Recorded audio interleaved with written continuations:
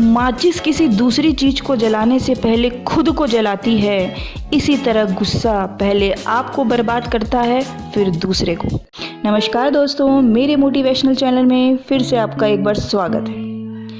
एक बार श्री कृष्ण बलराम और सात्यकी यात्रा पर निकले, लेकिन अपने स्थान तक पहुंचने से पहले ही रात हो गई, तो उन्होंने एक रात जंगल में रुकने का निर्णय लिया। जंगल घना और भयानक था, इसलिए तीनों ने मिलकर सोचा कि बारी बारी से पहरा देंगे। पहली बारी सात्यकी की थी। सुबह होने ही वाली थी कि एक राक्षस ने सात्यकी पर हमला कर दिया।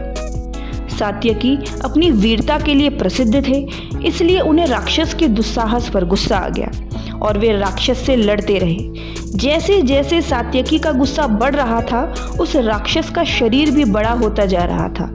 अंत में थक कर सात्यकी ने उस राक्षस से हार मान ली।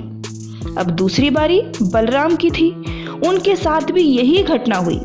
अंत में जब भगवान श्री कृष्ण की बारी आई, तो राक्षस ने पहले की तरह उन पर भी प्रहार किया, लेकिन श्री कृष्ण उस पर गुस्सा करने के बजाय हंसते हंसते लड़ते रहे। इस बार राक्षस अपने को हारता देख आंख बबूला हो गया।